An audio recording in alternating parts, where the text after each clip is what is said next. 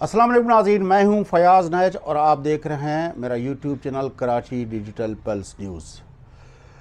नाज़रीन, वैसे तो काफ़ी अरसे से पाकिस्तान की अदलिया शह सुर्खियों का मरकज़ रही है, लेकिन जब से इस्लामाबाद हाई कोर्ट के 6 जज साहबान ने एजेंसीज़ की मदाखलत का ख़त लिखा, उस वक्त से लेकर आज तक पाकिस्तान की अदलिया एक मरतबा फिर शह सुर्खियों का महवर और मरकज़ बनी हुई है। उस सिलसिले में अभी जो डेवलपमेंट हुई है वो 2 रोज़ पहले जो आसमा जहांगीर कॉन्फ्रेंस हुई, जिसमें सीनियर प्यूनी जज जस्टिस मंसूर अली शाह साहब ने जो तकरीर की, उस तकरीर में उसने जो बातें की वो बड़ी अहम हैं। उसकी तकरीर के अंदर एक तो मदावा ये था कि पाकिस्तान की जुडिशरी जो है वो परफॉर्म क्यों नहीं कर पा रही। उसके लिए जस्टिस मंसूर अली शाह साहब ने कहा कि पाकिस्तान की आबादी के लिहाज से पाकिस्तान को 21,000 जजेस की ज़रूरत है, जबकि इस वक्त पाकिस्तान के पूरे सिस्टम में निचली कोर्ट से लेकर सुप्रीम कोर्ट तक बकौल सैयद मंसूर अली शाह साहब के 3,000 जजेस काम कर रहे हैं। 21,000 की ज़रूरत है और सेंक्शन स्ट्रेंथ जो है वो जुडिशरी की वो 4,000 है, लेकिन उसमें भी 1,000 की वैकेंसीज़ हैं। उसके अलावा अपना जस्टिस मंसूर अली शाह साहब ने बहुत और बातें की, लेकिन आखिर में जो उसने बात की कि मदाखलत को रोकना पड़ेगा, एक फायर वॉल इस्टेब्लिश करनी पड़ेगी, क्योंकि जब तक मदाखलत होती रहेगी जुडिशरी के अंदर तो उसका मतलब है कि कोई भी इदारा जो है वो काम नहीं कर सकेगा। उससे पहले मंसूर अली शाह साहब की उस तकरीर से एक दिन पहले मीडिया को बताया गया कि पाकिस्तान के चीफ जस्टिस साहब जो हैं उसकी सरबराही में 3 रुकनी बेंच ने 5 दिनों के अंदर 46 यानी 40 केसेस का जो है वो निपटा दिए।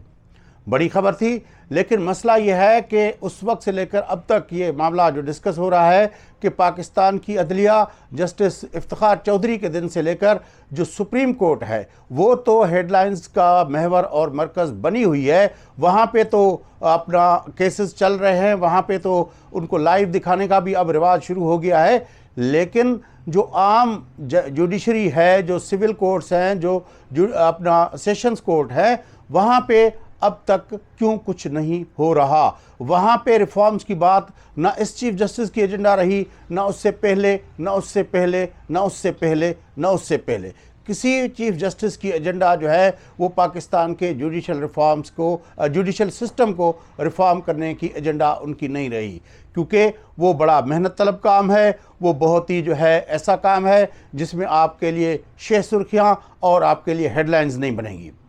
बदकिस्मती से हर चीफ जस्टिस साहब जो है वो शह सुर्खियों और हेडलाइंस के लिए का महवर और मरकज़ बनना चाहता है, और काजी फ़ायज़ ईसा साहब से जो एक्सपेक्टेशंस थी लोगों की वो भी उस पे शायद पूरा उतरते हुए नज़र नहीं आ रहे। पाकिस्तान के अंदर जो अदलिया की तारीख है, जिसके बारे में मंसूर अली शाह साहब ने भी कहा कि वो तारीख अच्छी नहीं है, और उसने कहा कि डार्क पैचेस हैं, लेकिन डार्क पैचेस मंसूर अली शाह साहब ने तो कसर नफसी से काम लिया। हकीकत यह है कि जस्टिस मुनीर से लेकर जो तमीज़ुद्दीन केस के अंदर अपना फ़ैसला दिया जस्टिस मुनीर साहब ने, उससे लेकर जस्टिस बंदियाल तक, यानी काजी फ़ायज़ ईसा से पहले जो पाकिस्तान के चीफ जस्टिस थे, पाकिस्तान की अदलिया की तारीख़ बहैसियत मजमूई बहुत ख़राब रही है, और वो हमेशा जमहूरियत के दुश्मनों के साथ रही है। हमारी अदलिया जो है उन लोगों के, उन इदारों के साथ रही है जिन लोगों ने जमहूरियत और जमहूरी इदारों, अवाम के मैंडेट और अवाम की हुक्मरानी पे शब खून मारा है। ये तारीख़ है हमारी, उससे कोई इनकार नहीं कर सकता। लेकिन उसका असर क्या हुआ है? उसका असर बहुत ही खौफनाक हुआ है। वो बहुत ही लाजमी है कि हम इस बात को गौर करें कि पाकिस्तान के अंदर जब अदलिया फंक्शनल नहीं है तो उसका इम्पैक्ट क्या हुआ है। उसका इम्पैक्ट ये हुआ है कि हर जगह पे हमें एक पैरेलल जुडिशल सिस्टम नज़र आता है। पुलिस ने अपना अदालती निज़ाम बना लिया है, किसी को फुल फ्राई कर देते हैं तो किसी को हाफ फ्राई कर लेते हैं। ये टर्म जो पाकिस्तान की मीडिया के अंदर इस्तेमाल होती है, इसका मतलब ये है कि पुलिस समझती है कि ये अपना एविडेंसेस कलेक्ट करें, ये करें, वो करें, फिर अदालतों में जाए, वहाँ पे जो है अपना थोड़ा जो अपना बेनिफिट ऑफ डाउट जो है वो मिल जाता है क्रिमिनल्स को, तो उसकी वजह से ये हम ऐसा करते हैं कि इसको अभी का भी निपटा देते हैं, फुल फ्राई कर लेते हैं या हाफ फ्राई कर लेते हैं। اور پاکستان کی پولیس کے بارے میں تو آپ نے یہ سنا ہی ہوگا کہ یہ جو ہے انکاؤنٹر اسپیشلسٹ ہے. یہ انکاؤنٹر اسپیشلسٹ کا ٹرم جو ہے وہ اپنا ایک فلموں سے لیا گیا اور اس فلموں سے متاثر ہو کر ہمارے پولیس افسران نے انکاؤنٹر اسپیشلسٹ کا ٹائٹل حاصل کرنے کے لیے بہت ہی نامور پولیس افسران ہم نام کسی کا نہیں لیتے آج کے اس پروگرام میں، لیکن یہ پاکستان کی پولیس کا ایک رواج بن گیا. تو پولیس نے اپنا ایک جوڈیشل سسٹم بنا لیا، انکاؤنٹر اسپیشلسٹ آ گئے اور ہاف فرائے فل فرائے کے ٹرمز ایجاد ہوئے اور خود ہی موقع پر ہی فیصلہ کرنا شروع کر دیا. صرف پولیس نے نہیں بنایا، سیاسی پارٹیوں نے بھی بنایا. آپ نے دیکھا کہ تحریک انصاف کے کس طرح اپنا ہوتے تھے کہ بھائی اگر آپ یہ نہیں کرتے ہو تو ہم ٹانگ دیں گے، اس کو یہ کر دیں گے. اب پھر آپ نے دیکھا کہ 2014 کے دھرنے کے اندر پولیس کے اوپر حملہ کیا گیا اسلام آباد کے اندر، لیکن جب فوج کے سپاہی آئے پی ٹی وی کے اندر تو ان کے احکامات مانے گئے. تو اس وقت ہی ان لوگوں نے فیصلہ کر لیا کہ کس ادارے کو ہم نے آنر کرنا ہے اور ریاست کے کس ادارے کو آنر نہیں کرنا. زمان پارک کے اندر بھی آپ نے دیکھا کہ ڈی آئی جی سطح کے جو افسران تھے ان کو زخمی کیا گیا، کیونکہ اس لوگوں نے فیصلہ کر لیا تھا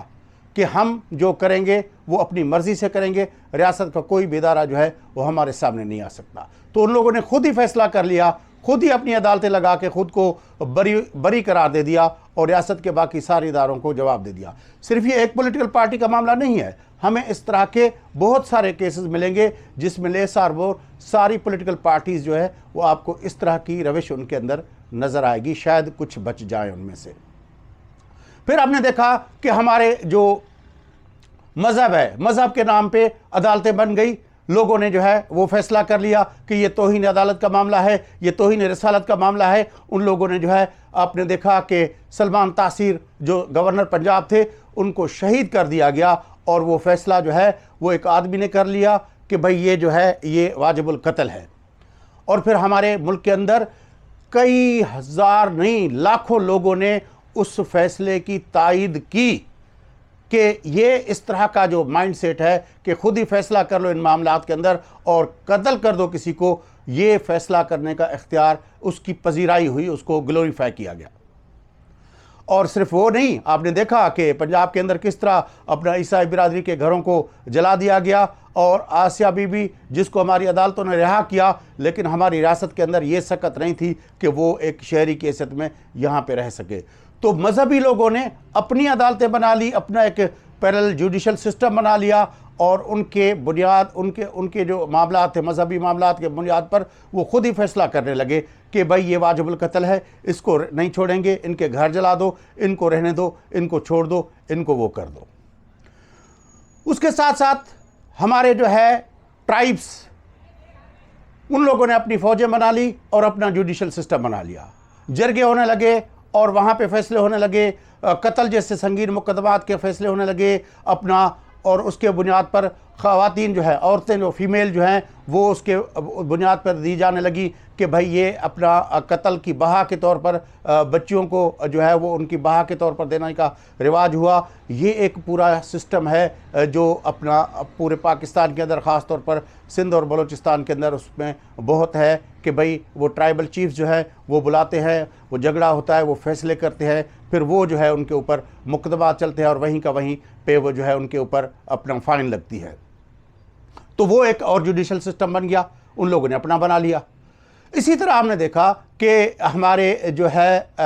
بہت سارے اور سیکٹرز جو ہیں ان لوگوں نے بھی اپنا وہ کر لیا. اور سب سے بڑا جو ہے ہمارے عسکری اداروں نے، انٹیلیجنس اداروں نے اپنا ایک جوڈیشل سسٹم بنا لیا،